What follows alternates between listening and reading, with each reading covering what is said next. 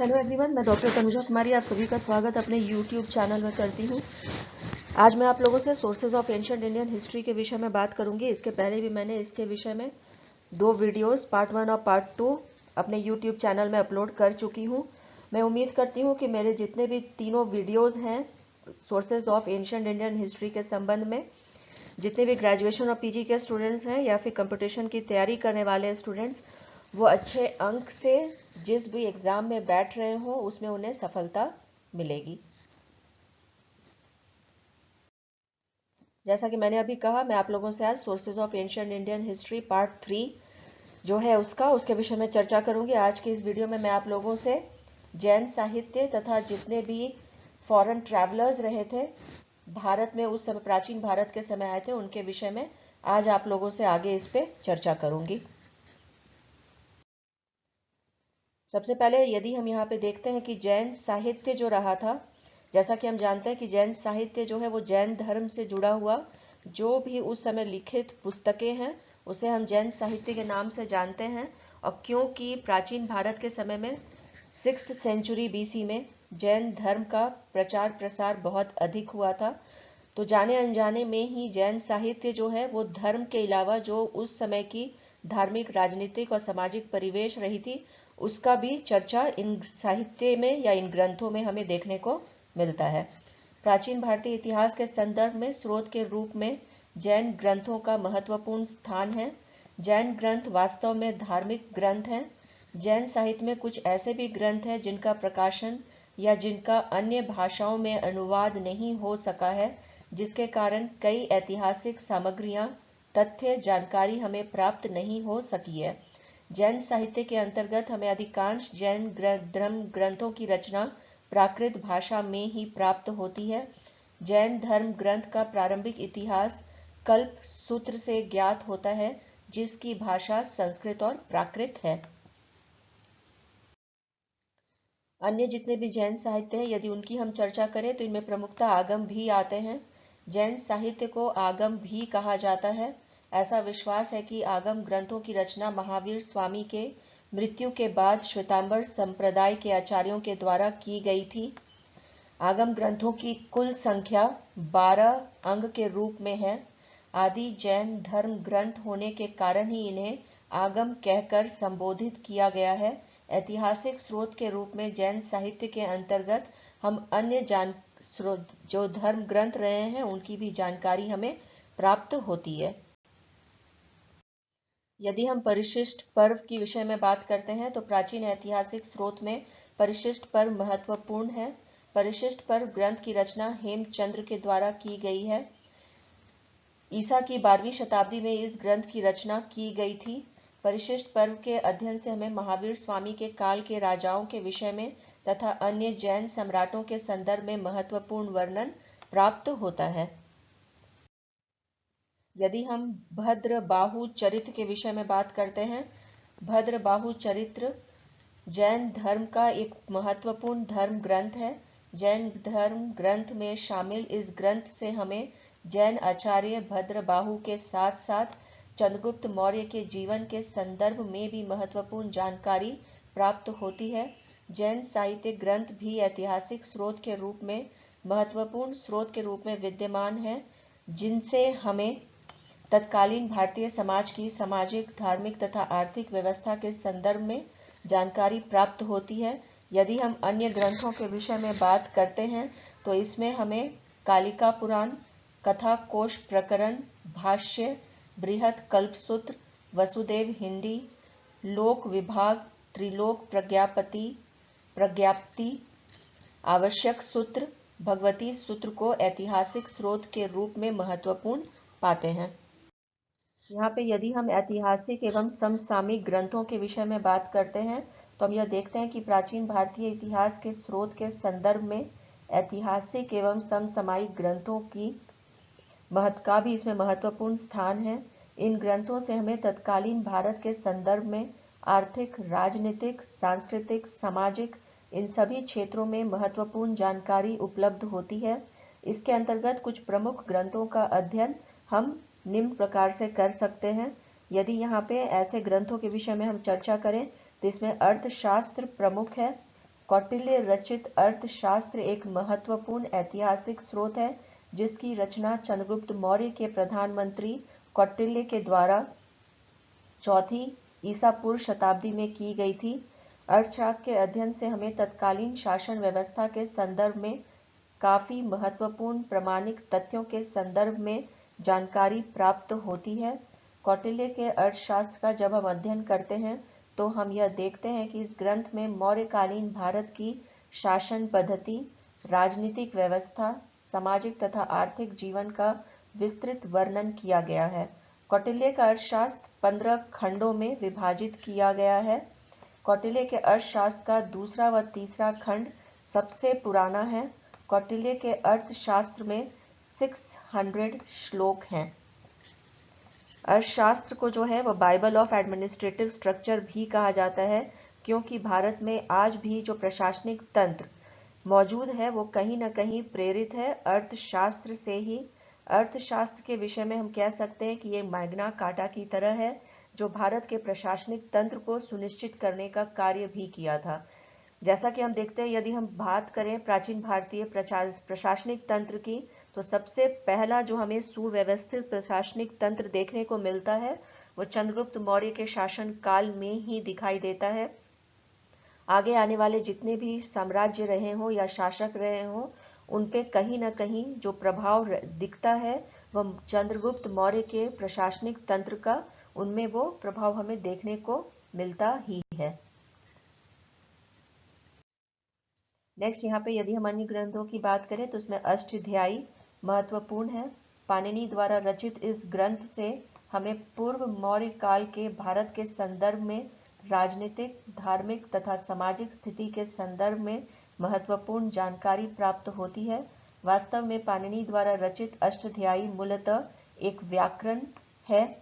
अष्टाध्यायी यद्यपि यह एक व्याकरण का ग्रंथ है, किंतु इसमें हमें मौर्यकालीन राजनीतिक स्थिति पर काफी विस्तार पूर्वक विवरण प्राप्त होता है। इस ग्रंथ से हमें व्याकरण का उल्लेख भी प्राप्त होता है, जिससे हमें पता चलता है कि इसके पहले भी संस्कृत के कुछ अन्य व्याकरण ग्रंथों की रचना की गई थी। नेक्स्ट यहाँ पे जो अन्य जो पुस्तक हैं जो बहुत इंपॉर्टेंट हो जाते हैं प्राचीन भारतीय ऐतिहासिक स्रोत के रूप में, उनमें मुद्रा राक्षस भी आता है। मुद्रा राक्षस के विषय में यदि हम बात करें तो इस ग्रंथ की रचना विशाख दत्त के द्वारा की गई थी। इस ग्रंथ से हमें चंद्रगुप्त मौर्य तथा उनके गुरु चाणक्य के संदर्भ में महत्वपूर्ण जानकारी प्राप्त होती है। इसके अतिरिक्त इस ग्रंथ से हमें नंद वंश के पतन और मौर्य वंश की स्थापना के संदर्भ में भी महत्वपूर्ण जानकारी प्राप्त होती है। वास्तव में विशाख दत्त द्वारा रचित यह नाटक मुद्रा राक्षस अपने वर्णन में कल्पना के आधार पर अपने साहित्यिक वर्णन को पूर्ण करता है, फिर भी इसमें काफी महत्वपूर्ण इतिहास की जानकारी उपलब्ध होती है। मुद्रा राक्षस वास्तव में संस्कृत साहित्य का संभवतः पहला जासूसी नाटक है, यद्यपि इसे ऐतिहासिक नाटक की संज्ञा भी दी गई है। नेक्स्ट यहाँ पे अन्य पुस्तकों की यदि हम बात करें तो उसमें हर्षचरित भी आता है। यदि हम हर्षचरित के विषय में बात करें तो इसके जो लेखक रहे हैं वो बाण भट्ट के द्वारा इसकी रचना की गई थी। इसकी रचना 7वीं शताब्दी में की गई थी तथा इस ग्रंथ के अध्ययन से हमें हर्ष के शासनकाल के समय के महत्वपूर्ण घटनाओं के संदर्भ में जानकारी प्राप्त होती है। इस ग्रंथ में हर्ष की उपलब्धियों पर व्यापक रूप से प्रकाश पड़ता है। जैसा कि हम जानते हैं कि हर्ष का जो शासनकाल रहा था, इस समय में काफी महत्वपूर्ण हम देख सकते हैं कि जो राजनीतिक और धार्मिक परिवर्तन वह हमें देखने को मिलता है, क्योंकि हर्ष के शासन काल में ही हमें यह जानकारी मिलती है कि बौद्ध धर्म का बहुत अधिक प्रचार प्रसार इसके शासन काल में हुआ था। और इसी के संदर्भ में यदि हम बात करें या हर्ष की उपलब्धियों के विषय में बात करें तो हर्षचरित से हमें महत्वपूर्ण जानकारी हर्ष की उपलब्धियों के विषय में प्राप्त होती है। नेक्स्ट यदि हम अन्य पुस्तकों की बात करें तो उसमें गार्गी संहिता भी आता है। इस ग्रंथ से हमें यवनों के द्वारा भारत पे किए गए आक्रमण के संदर्भ में महत्वपूर्ण जानकारी उपलब्ध होती है। यवन और भारत के मध्य के तत्कालीन राजनीतिक संबंध के लिए इसका अध्ययन महत्वपूर्ण है। नेक्स्ट यहाँ पे यदि हम बात करें राजतरंगिणी की, इस ग्रंथ की रचना कल्हण के द्वारा की गई थी, जिसका अध्ययन तत्कालीन इतिहास के लिए महत्वपूर्ण है। इस ऐतिहासिक ग्रंथ से हमें कश्मीर के इतिहास के संदर्भ में महत्वपूर्ण जानकारी प्राप्त होती है। इस ग्रंथ की रचना 12वीं शताब्दी में हुई थी। यहाँ पे यदि हम देखते हैं कलहन के राजतरंगिणी का, तो इसकी सबसे बड़ी विशेषता यह रही है कि यह भले ही 12वीं शताब्दी में लिखी गई हो, परंतु प्राचीन भारतीय इतिहास तथा या फिर हम कह सकते हैं एक कड़ी की तरह कार्य करता है कि प्राचीन भारत और मध्यकालीन भारत के प्रारंभ को यह जोड़ने का कार्य करता है, और जो गैप है एंशिएंट इंडियन हिस्ट्री और मिडिवल इंडियन हिस्ट्री के बीच का, उसको फिल करने का काम राजतरंगिणी करता है। नेक्स्ट यहाँ पे अन्य पुस्तकों की यदि बात की जाए तो उसमें अभिज्ञान शकुंतलम, ये भी महत्वपूर्ण पुस्तक है। कालिदास के द्वारा लिखित यह ग्रंथ, इस ग्रंथ से हमें गुप्तकालीन उत्तर तथा मध्य भारत के संदर्भ में सामाजिक और सांस्कृतिक जानकारी उपलब्ध होती है। यदि हम यहाँ पे मालविकाग्निमित्रम के विषय में बात करते हैं तो इस ग्रंथ की रचना कालिदास के द्वारा की गई है। इस ग्रंथ के अध्ययन से हमें पुष्यमित्र, शुंग और यवनों के मध्य हुए संघर्ष के संदर्भ में महत्वपूर्ण जानकारी प्राप्त होती है। महाकवि कालिदास के द्वारा संभवतः मालविकाग्निमित्रम प्रथम रचित नाटक है। इसके अध्ययन से हमें राजघरानों के आंतरिक जीवन के संदर्भ में महत्वपूर्ण जानकारी प्राप्त होती है। नेक्स्ट यहाँ पे यदि हम रघुवंश के विषय में बात करें तो रघुवंश भी कालिदास द्वारा रचित ग्रंथ है, जिससे हमें गुप्त साम्राज्य के महान सम्राट समुद्रगुप्त के दिग्विजय के संदर्भ में महत्वपूर्ण जानकारी प्राप्त होती है। अब यहाँ पे जिस प्रकार से हम अभी तक बात करते आए हैं, जितने भी पुरातात्विक स्रोत हैं या जितने भी साहित्यिक स्रोत हैं, उसके अलावा जितने भी भारत में उस दौरान या प्राचीन भारतीय इतिहास के दौरान जितने भी विदेशी यात्री आए थे, उनके वर्णन से भी हमें प्राचीन भारतीय इतिहास के विषय में प्रचुर मात्रा में जानकारी उपलब्ध होती है। अब यहाँ पे यदि हम आगे इसके विषय में विस्तार पूर्वक चर्चा करें तो हम यह देखते हैं कि विदेशी यात्रियों के वर्णन के विषय में यदि हम बात करें तो प्राचीन भारतीय इतिहास के संदर्भ में यह एक महत्वपूर्ण स्रोत के रूप में विदेशी यात्रियों का वर्णन भी उपलब्ध है। अगर हम विदेशी यात्रियों के संदर्भ में देखते हैं तो यूनान, रोम, चीन तथा अरब के विदेशी यात्रियों का वर्णन हमें ऐतिहासिक स्रोत के रूप में उपलब्ध है। इन यात्रियों के द्वारा समय समय पर भारत की यात्रा की गई है तथा अपने वर्णन में भारतीय इतिहास की संस्कृति और सभ्यता के बारे में महत्वपूर्ण जानकारी प्राप्त होती है। प्राचीन समय में अनेक विदेशी यात्री और विद्वान भारतवर्ष की यात्रा पर आए थे।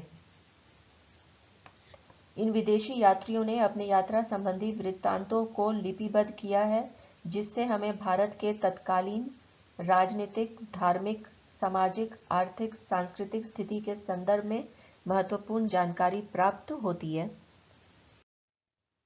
यदि हम यहाँ पे बात करें हेरोडोटस के विषय में, तो हेरोडोटस की जो पुस्तक है उससे भी हमें महत्वपूर्ण जानकारियाँ उपलब्ध होती हैं, और हेरोडोटस के द्वारा लिखित पुस्तक इसका भारतीय इतिहास को जानने में भी इसका महत्वपूर्ण स्थान रहा है।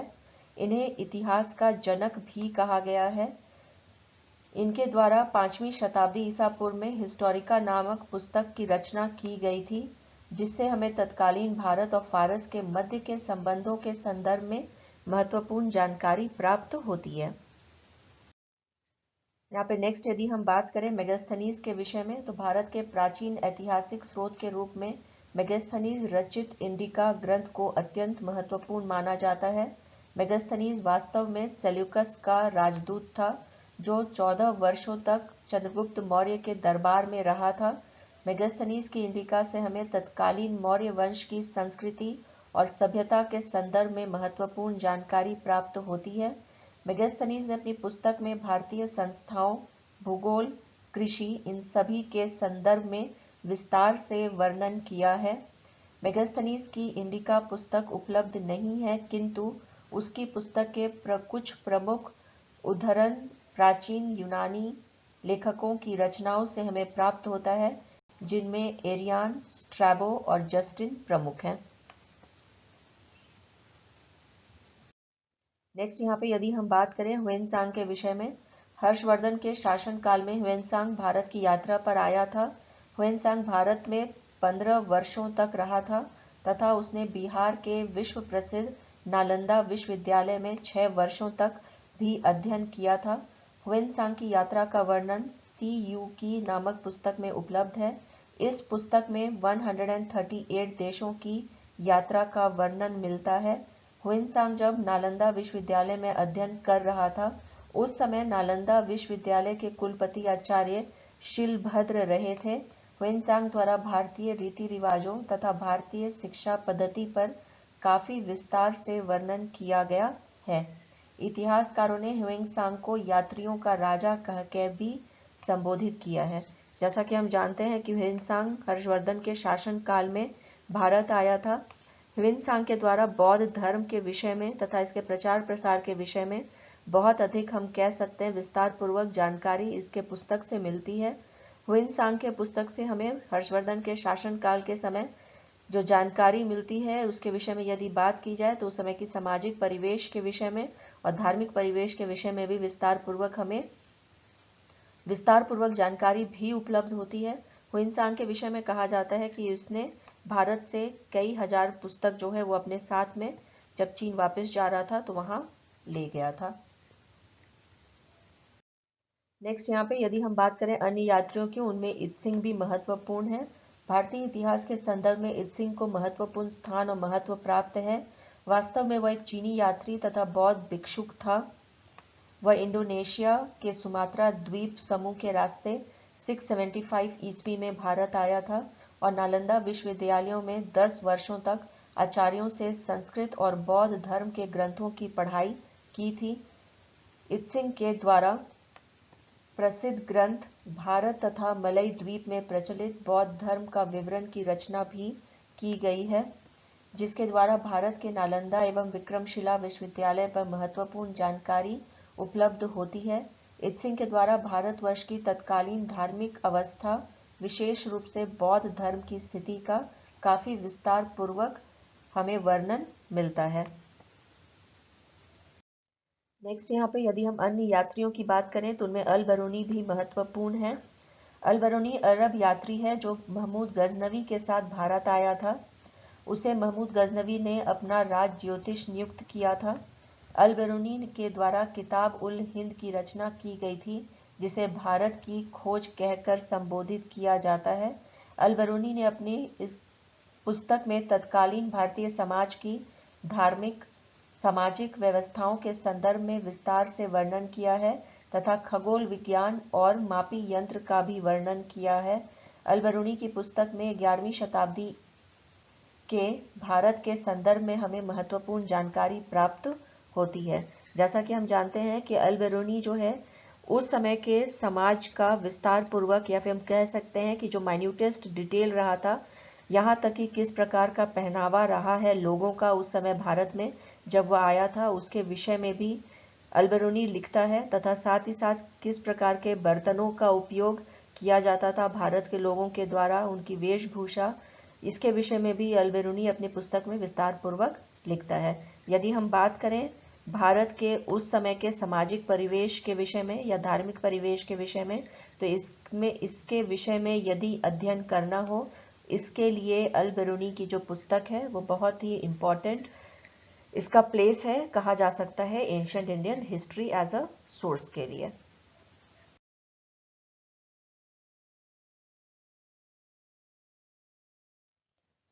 यदि हम यहाँ पे टॉलमी के विषय में बात करें तो प्राचीन भारतीय इतिहास स्रोत के रूप में जब हम लेखकों की बात करते हैं तो हमारे समक्ष टॉलमी एक महत्वपूर्ण लेखक के रूप में विद्यमान है, जिनके द्वारा 2री शताब्दी ईस्वी में भारतवर्ष के भूगोल से संबंधित पुस्तक लिखी गई थी। सबसे महत्वपूर्ण तथ्य यह है कि टॉलमी का दृष्टिकोण वैज्ञानिक रहा था, जिसके कारण इनकी पुस्तक में प्रामाणिकता और सत्यता का तत्व विद्यमान है। नेक्स्ट यहाँ पे यदि हम प्लिनी के विषय में बात करते हैं, प्राचीन भारतीय इतिहास के संदर्भ में प्लिनी का महत्वपूर्ण स्थान है। उनकी पुस्तक नेचुरल हिस्ट्री को इतिहासकारों के द्वारा काफी महत्व दिया गया है।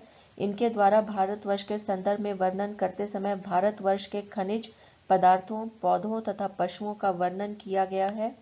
इस पुस्तक की रचना लगभग प्रथम शताब्दी में की गई है। इस प्रकार हम देखते हैं कि प्राचीन भारतीय इतिहास के संदर्भ में जानकारी प्राप्त करने के लिए हमारे समक्ष काफी अधिक स्रोत उपलब्ध हैं और इन्हीं स्रोतों के अध्ययन के पश्चात तथा इनके आधार पर इतिहासकारों ने प्राचीन भारतीय इतिहास की रचना की है। यहाँ पे यदि हम बात करें प्राचीन भारतीय इतिहास के विषय में और इसके स्रोतों के विषय में, तो यहाँ पे ये कहा जा सकता है कि यहाँ जितने भी इतिहासकार हैं उनका यह मानना है कि जितने भी स्रोत अवेलेबल हैं हमारे पास प्राचीन भारतीय इतिहास के, वो इतनी प्रचुर मात्रा में होने के बावजूद बहुत सटीक इतिहास के विषय में प्राचीन भारत का नहीं लिखा जा सका है। माना यह भी जाता है इतिहासकारों के द्वारा कि सही मायनों में जो हिस्ट्रोग्राफी है या इतिहास लेखन का कार्य मिडिवल इंडिया से प्रारंभ होता है, जिस समय मुस्लिम शासकों का हम कह सकते हैं कि साम्राज्य स्थापना भारत में हुआ था। उसके साथ ही क्योंकि सही मायनों में लिपिबद्ध करना और राजाओं के विषय में लिखना काल क्रम के हिसाब से वो मध्यकालीन भारतीय इतिहास से ही प्रारंभ होता है। हालांकि फिर भी जितने भी पुरातात्विक स्रोत हमारे पास में उपलब्ध हैं तथा जितने भी ट्रैवलर्स आए थे या विदेशी यात्री आए थे, उनके द्वारा जितने भी लिखित स्रोत हैं उनके आधार पे और पुरातात्विक स्रोत के आधार पे प्राचीन भारतीय इतिहास के विषय में हमें जानकारी प्राप्त होती है। जितने भी साहित्यिक स्रोत हैं वो काफ़ी कंट्रोवर्शियल हैं, क्योंकि बहुत ही बड़ा एक जो लैक्यूना या जो लैक पॉइंट रहा है प्राचीन भारतीय इतिहास के साहित्यिक स्रोतों के अनुसार, वह यह है कि उनमें काल क्रम जो है वो खुद ही बहुत अधिक विवादास्पद या कंट्रोवर्शियल या अलग अलग हमें दिखाई देते हैं, जिस वजह से बहुत सटीक हम कह सकते हैं कि प्राचीन भारतीय इतिहास की जानकारी हमें जो साहित्यिक स्रोत है उनसे उपलब्ध नहीं होते हैं। फिर भी जो प्राचीन भारतीय इतिहास को लिखा गया है पुरातात्विक स्रोत के आधार पे, साहित्यिक स्रोत के आधार पे और जितने भी फॉरेन ट्रैवलर्स थे उनके साहित्य लेखन के द्वारा वो प्रचुर मात्रा में उपलब्ध है, जिस कारण प्राचीन भारतीय इतिहास की जानकारी हमें उपलब्ध होती है। इसी के साथ मैं अपने इस चर्चा को यहीं पे विराम देती हूँ। यदि आप लोगों को मेरे ये तीनों वीडियोस जो सोर्सेज ऑफ एंशिएंट इंडियन से संबंधित रहे हैं, यदि आप लोगों को पसंद आए हो तो प्लीज़ इसे लाइक करें, शेयर करें और सब्सक्राइब करें। Thank you. Please stay connected.